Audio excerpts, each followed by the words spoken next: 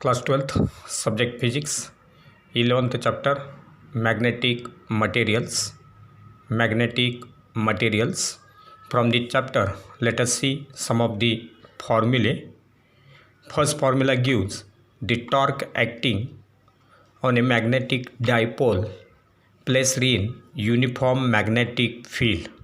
So when a magnetic dipole is placed in uniform magnetic field, then it is acted upon by a torque, that is torque equal to M cross B, where M represents magnetic dipole moment of the magnet and B is the magnitude of magnetic field, and therefore torque will be equal to M cross B. In magnitude it will be written as MB sin theta. MB sin theta. Then second formula is for magnetic potential energy. Magnetic potential energy UM equal to minus MB cos theta. UM equal to minus MB cos theta. Third formula gives the differential equation of angular SHM of a bar magnet.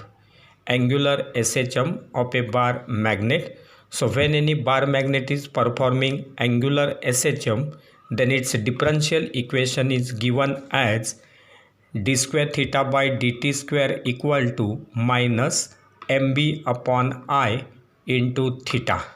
mb upon I into theta. M will be magnetic dipole moment, B represents magnetic field, I will be the moment of inertia of that bar magnet. So mb upon I into theta with minus sign will be equal to d square theta by dt square. Then fourth formula gives us the angular speed of the bar magnet. So when that bar magnet is performing angular SHM, its angular speed omega will be given as omega equal to square root of mb upon I. Omega equal to square root of mb upon I. Then fifth formula gives us the period of angular oscillations of a bar magnet. That is when that bar magnet is performing angular SHM, then period of its angular oscillations t will be equal to 2 pi by omega. T equal to 2 pi by omega, that will be equal to 2 pi into root of I upon mb. T equal to 2 pi root of I upon mb. Then sixth formula gives us the current due to a single circulating electron. So when any single electron is circulating, it is having circular motion, so that the current set up due to that motion of the electron is given as I equal to E by T. I equal to E by T, where E is the charge on that electron and T is the period, that is the time taken by that electron to complete one revolution. So I is equal to E by T. Further it will be written as E omega upon 2 pi, because T is equal to 2 pi by omega, and therefore 1 by T will be equal to omega by 2 pi, and therefore this current I will be equal to E omega upon 2 pi. That will be written as EV upon 2 pi R, because omega will be equal to V by R, and therefore I is equal to EV upon 2 pi R. Then seventh formula is for orbital magnetic moment. So when that magnet is performing oscillatory motion, at that time the orbital magnetic moment m orbital will be equal to product of current and area of that circular path, that is IA.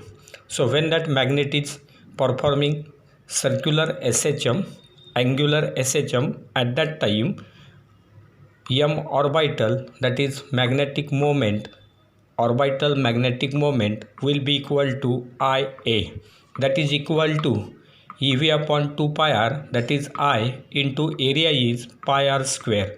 So EV upon 2 pi r into pi r square, that will be written as EVR upon 2, that is half EVR. So EVR upon 2 will represent the orbital magnetic moment. Now we know that angular momentum L will be equal to MEVR, where Me represents mass of the electron. So L is equal to MEVR, and therefore m orbital will be given as E upon 2 Me into MEVR, E upon 2 Me into MEVR, which will be written as E upon 2 Me into L, E upon 2 Me into L. Then eighth formula is for gyromagnetic ratio. Gyromagnetic ratio, that is E upon 2 Me equal to m orbital upon L, m orbital upon L. Now as MEVR equal to NH upon 2 pi, MEVR equal to NH upon 2 pi according to Bohr's theory. So where H is Planck's constant, so MEVR equal to NH upon 2 pi, and therefore m orbital will be equal to ENH upon 4 pi ME, ENH upon 4 pi ME. Now ninth formula is for n is equal to 1. In the above formula, if n is equal to 1, then m orbital will be equal to EH upon 4 pi ME, EH upon 4 pi ME, which is called as Bohr magneton. So Bohr magneton is EH upon 4 pi ME is equal to m orbital. 10th formula gives us the magnetization M, which is defined as net magnetic dipole moment per unit volume, net magnetic dipole moment per unit volume, that is m net upon volume, that is the magnetization. Then 11th formula gives us the magnetic intensity H,